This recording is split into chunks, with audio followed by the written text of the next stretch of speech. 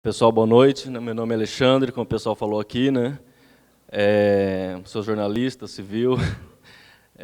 Não sou muito acostumado a falar em público, né? Porque normalmente estou mais do lado de lá, né? Tirando foto, entrevistando, do que do lado de cá. Mas vamos encarar esse desafio, né?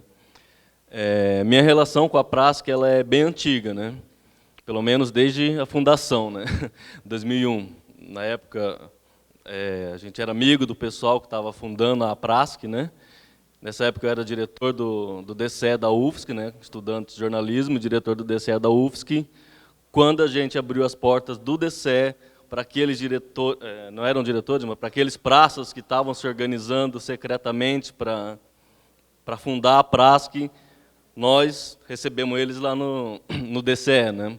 Para eles que pudessem se reunir com conforto e sigilo, né? E mais tarde, depois de 2004, 2005, se eu não me engano, ou 2003, mesmo 2003, 2004, 2005, fui convidado até pelo presidente o Soares, né, para fazer alguns trabalhos para a Prasc, era um freelancer, era uma coisa assim ainda meio precária, né? Fazia só diagramação do jornal, o pessoal próprio que escrevia, o Soares mesmo escrevia, né? 2006 fui contratado pela Prasc, né, já para prestar expediente ali, trabalhar nessa área de comunicação, onde eu acho que fizemos bastante coisa legal, né? Muita coisa de se orgulhar, se tiver oportunidade a gente conta alguma coisa. E foi nesse ano, 2016, que o Soares foi eleito deputado estadual e ele me convidou para trabalhar lá e fiquei 8 anos na Assembleia junto com ele, fazendo trabalho de comunicação do mandato, né? E também como, vamos dizer assim, uma espécie de coringa, ajudando as entidades associativas e até sindicais, fazendo um trabalho de comunicação, né? Mais ou menos minha história é essa. Depois do mandato, voltei para a Prasc, foi quando eu, assim, por uma decisão pessoal, resolvi estudar para concurso público e passei lá na Câmara Municipal de Limeira, onde sou jornalista concursado lá, no interior de São Paulo, né? Mas mantenho essa relação agora junto com a ANASPRA, né? Mas vamos ao assunto, comunicação associativa. Antes de entrar no assunto, eu vou mostrar umas páginas, umas capas de jornais, que é a apresentação, né, que é a vitrine dos jornais. Esse jornal, estão vendo aí, é um jornal de 1960, o Jornal do Brasil, que eu peguei pela internet. Você vê que em 1960, quando os jornais modernos se industrializaram, né, deixaram de ser jornais sindicatos, ali no final do século XIX, início do século XX, se modernizaram, se profissionalizaram, né, e toda a produção, não só gráfica, né, de imprimir, mas também toda a produção técnica dos jornalistas, dos ilustradores, se profissionalizou, né? Então,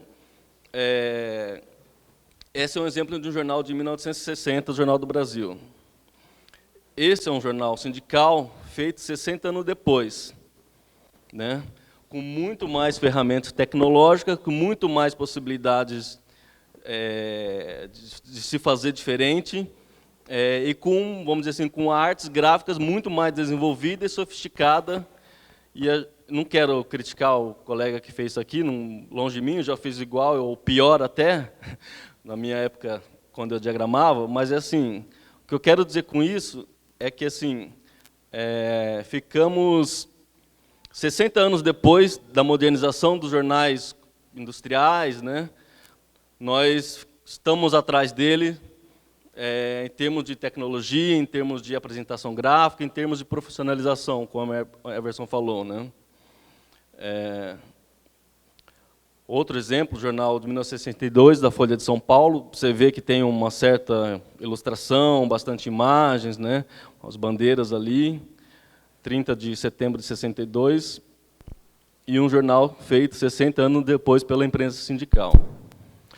Eu não quero criticar meus colegas, porque eu também já falei isso, é isso que eu estou querendo dizer. Eu quero dizer com isso, né, mostrando essas capas de jornais, que o movimento dos trabalhadores em geral, suas organizações, suas associações, vamos dizer assim, já perderam a guerra do jornal impresso com jornais comerciais. Essa guerra já foi perdida. Só que agora nós estamos num momento que a gente tem a possibilidade, vamos dizer assim, nessa virada tecnológica que todo mundo está está vendo, está assistindo, né, para os meios digitais, etc. e tal, nós temos essa oportunidade histórica de fazer essa virada e superar os meios comerciais e fazer uma comunicação cada vez mais profissionalizada. Então, quer dizer, vai caber aos senhores, né, dirigentes de associações, dirigente de ONGs, dirigente de jornalismo público, ter a competência e a visão de, nesse momento, não só acompanhar essa virada tecnológica, como superar os meios de comunicação tradicionais, vamos dizer assim, né, para não perder mais essa guerra, vamos dizer assim, na comunicação. Esses aí são jornais feitos atualmente, né?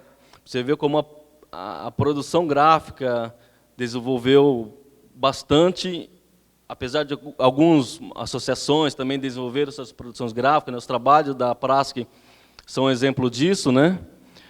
Mas nem todos acompanharam. A maioria das associações, sindicatos, ONGs ainda estão num patamar tecnológico e profissional muito aquém da necessidade. E não quer dizer que não existe tecnologia e gente capacitada para fazer isso. Existe, né? Vamos seguir. Como eu falei, durante esse período que eu trabalhei na Prasc, eu fiz muitas coisas que eu me orgulho, né? Vou mostrar algumas. Essas são umas capas das quais eu não me orgulho muito, apesar do conteúdo. Tijolão, textão, na capa, editorial, mas eram as circunstâncias do momento, eram as condições que a gente tinha. Mais para frente, algumas capas a gente foi se superando, se melhorando, né? Algumas capas a gente já foi fazendo diferenciadas, né? Essa Querem Matar a Saúde Pública foi feito no mandato do deputado Sargento Soares. Essa outra que participei já foi feita com uma ilustração muito mais qualificada, feita por um ilustrador amigo nosso, né, o Andrei, você deve conhecer, né? Não, esse foi o Andrei. Então, assim, estão saindo pessoas do mercado por causa da... Eu acredito que não existe uma crise nos meios de comunicação. O que existe é um momento que os meios de comunicação estão usando para demitir, para apertar o cinto, para explorar mais os jornalistas, no caso, né? E, enfim, e se a gente olhar as listas dos maiores milionários, bilionários do Brasil, está sempre lá a família Marinha, a família Saad, a família Silvio Santos. Então, assim, onde é que está a crise da imprensa se esses caras são ainda sempre os bilionários do país? A crise está tendo para os profissionais jornalistas que estão sendo demitidos, né? Então, vamos lá. Essa não é uma capa, mas é uma central que eu me orgulho muito, né, que nós fizemos em homenagem às mulheres que lutam. E quando a gente faz uma coisa que, na minha visão, dá certo, e essa é uma das que eu me orgulho, eu vou mostrar por quê, é quando os próprios leitores, vamos dizer assim, se utilizam dessa ferramenta como uma forma de expressão deles, assim, né? Então, nós fizemos essa central para homenagear as mulheres que lutam durante o ano de 2008, né, de 2009, que teve a greve aqui na Polícia Militar de Santa Catarina, e elas utilizaram esse próprio jornal como uma ferramenta delas se expressarem, né, como vocês podem ver aí nessas fotos. Então, vamos entrar no assunto propriamente dito, né, comunicação associativa, parte integrante fundamental da dinâmica desses movimentos, né, do movimento dos praças, do movimento dos trabalhadores, e como instrumento de mobilização. Eu quero, não vim aqui para ensinar os senhores e as senhoras para dizer como vocês devem fazer, porque vocês vivem a realidade de vocês, eu não vou passar a receita de bolo, porque cada realidade é uma, mas vou apontar algumas tendências que eu acho que está acontecendo e a gente tem que se apegar nessas tendências, né? Então, assim, as tarefas da comunicação associativa hoje, na atualidade, que a maioria das associações fazem, a maioria dos sindicatos, das ONGs fazem, é o que está nesse quadro, né? Assessoria de imprensa, relacionamento com a imprensa, agendamento de entrevista, clipagem, né? Seleção e análise de noticiário, auditoria de mídia, redação, produção de edição de textos, apoio a eventos de outras áreas, como esse exemplo do ENERP1, organizado com apoio e com a participação de uma jornalista, né? Media training, que é preparar os diretores para serem fontes qualificadas junto à imprensa, né? Não só aprender a dar entrevista, mas se qualificarem como informantes, vamos dizer assim, como fontes qualificadas para a imprensa, né? E-mail e um cadastro de jornalista, que são tarefas mínimas. Existe muito mais, eu poderia colocar mais uns 3 slides sobre aí, mas eu resumi só nesse slide, né? São as tarefas mínimas que as associações devem fazer em termos de comunicação. Mas não é só. Muitas vezes essas tarefas são, pelo que eu conheço, né, de sindicato e associações, essas tarefas são feitas por uma pessoa, né, um jornalista que realiza todas essas tarefas. O tempo está passando, eu vou... Mas, assim, ó, a função agora, o salto de qualidade que a gente dá, essa daí é a função tática e estratégica, né? A comunicação ganha um novo perfil, passando de uma função tática para uma função estratégica. É isso que os senhores, como diretor, e os jornalistas que trabalham nas associações têm que entender. Se não entender isso, está fadado, mais uma vez, a ser derrotado. Você quer deixar bem claro, né? O jornalista, estou falando, o assessor de comunicação vai ter que ter um papel de gestor de relacionamento e curador de informações. Vamos desenvolver isso mais para frente. E tudo que eu vou falar aqui agora, acho que o mais importante vai entrar agora, que é usar a inteligência coletiva que os senhores têm junto aos seus associados como se dizem, como um capital, né? Colaboração e esforço coletivo pode gerar um material informativo de altíssimo valor agregado, né? A produção colaborativa de informações pode acontecer no que é chamado redes colaborativas noticiosas. Eu vou explicar o que é isso aqui agora. Devido aos assuntos que os senhores têm de extrema importância, que é a segurança pública, vocês podem e devem criar uma rede colaborativa de informações e de notícias, né? Em 3 camadas, né? A primeira camada, uma rede colaborativa noticiosa, que vai ser formada por um núcleo operacional de jornalistas e de algumas pessoas mais especializadas, produtores culturais, produtores multimídias. Uma segunda camada de comunidades de informação, que vão ser aqueles associados, praças e até mesmo diretores que entendem a necessidade de uma informação qualificada, séria, bem apurada, e essa segunda camada que vai ajudar pesquisar, fornecer informações para esse núcleo operacional agir. E as comunidades sociais, que são seus associados em geral, né? Então, assim, trabalhando com essas 3 camadas, um operacional que vai coletar essas informações das comunidades de informação, que, por sua vez, vai coletar mais informações dos demais associados, né? Isso é o que eu queria deixar. E o que fazer com essa rede noticiosa? O que é possível fazer? Né? Isso que eu queria falar. O que é possível fazer com essa construção dessa rede noticiosa? Reportagens, por exemplo, né?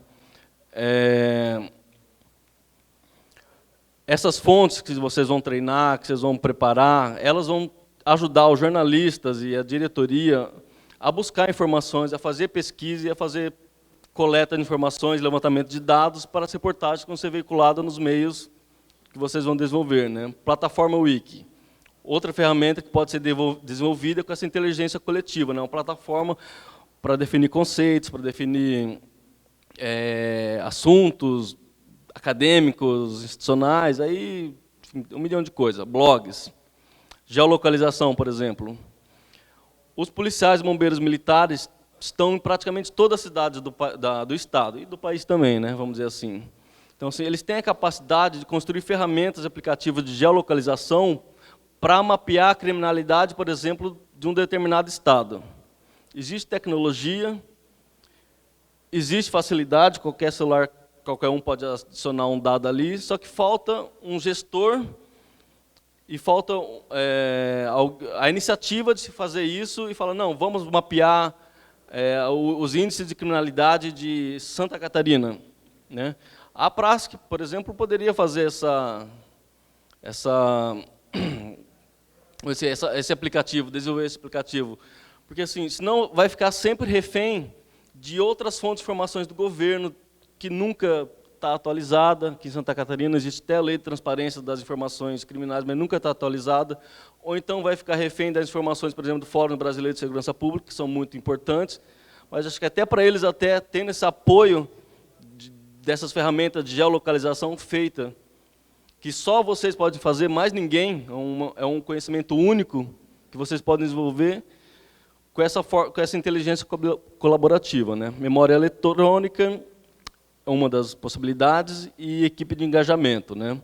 Equipe de engajamento é para debelar crise, equipe de engajamento é para repercutir os assuntos de vocês, e essas equipes de engajamento também podem ser construídas em camadas, né? Um grupo que nós vamos aliciar, né? Falar assim, que vai divulgar sempre nosso material, e um outro subgrupo que vai também, e vai aliciando mais gente, assim, equipe de engajamento, né? Mas, enfim, como eu falei que a gente está numa virada tecnológica, para concluir, que no meu tempo já está acabando, né?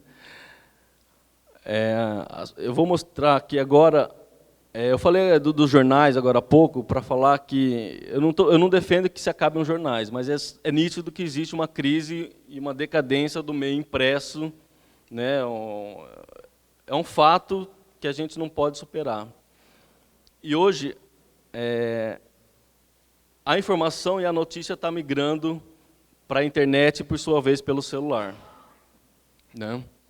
Com a internet móvel, o celular deixou de ser um dispositivo de comunicação individual para ser um meio de comunicação de massa. Jornais, rádio, TV. Mais um. Alcançamos o sonho de ter a rede em qualquer lugar, em qualquer hora. Então, o celular disponibilizou isso. Antes a gente tinha internet plenamente, mas num desktop, num notebook, travado num lugar, onde tivesse Wi-Fi no máximo. Agora, com o celular, a gente alcançamos a onipresença com a internet, né? Como vocês podem ver nesse gráfico, esse gráfico é de 2008. A internet ultrapassou a imprensa como fonte de informação atrás apenas da televisão, né? Aquela linha alaranjadinha, vermelhinha, é a internet subindo, a imprensa ali meio caindo devagar e a televisão caindo devagar. Quer dizer, em 2008, apenas a televisão superava a internet como meio de informação, né? Isso em 2008. Passado 9 anos depois, essa daí está se acentuando muito mais. Então, quer dizer, eu vou dizer no próximo slide, a tendência, vamos fazer umas continhas, né? A tendência de informação noticiosa é ser feita pela internet. Ok. O acesso à internet é cada vez mais feito pelos celulares. Isso quer dizer que o acesso às notícias cada vez mais vai ser feito pelos celulares. Isso ainda não está plenamente, não é 100% ainda. É uma tendência que está sendo desenvolvida, né? Muitas pessoas ainda não acessam exclusivamente pela internet, mas é uma tendência e que, se a gente não se abraçar nela agora, nós vamos correr o risco, de novo, de ficar para trás. Para concluir, outra tendência é a comunicação multitela, né? Hoje, cada vez mais as pessoas, 37% de um universo pesquisado por essa pesquisa, acessam as informações através de multitela. Ela está vendo a TV e está vendo o celular. Ela está vendo o celular e está vendo o tablet. Está vendo o notebook e está vendo o celular. Essa é outra tendência sem volta. Nós vamos discutir aí se isso é bom, se isso é ruim, eu não sei. Mas é isso que está acontecendo, né? Se a pessoa é dispersa ou não é dispersa, se a cognitividade dela funciona ou não funciona, isso muita gente ainda vai discutir, né? Para concluir mesmo, eu peguei essa captura da internet, né? Para mostrar, não sei se dá para ver direito os números, né? Que é gerado a cada segundo de conteúdo na internet, né? Você pode ver no Twitter, 200 contas novas são geradas a cada instante, 136 mil tweets, vamos ver, cadê o... Enfim, dá para se ver que é produzido muito conteúdo a cada instante, né? Daqui eu também não consigo enxergar. Facebook, Twitter, 200, 300, 100 a cada instante. Desce um pouquinho lá para ver o Facebook, olha lá. Facebook dá quase 500 mil posts a cada instante. Isso agora, nesse exato momento que nós estamos falando, estão sendo feitos 500 mil posts. O que isso significa? Significa que tem muita informação e os senhores e as senhoras em suas entidades devem priorizar o que é mais importante, que eu vou dizer no próximo slide.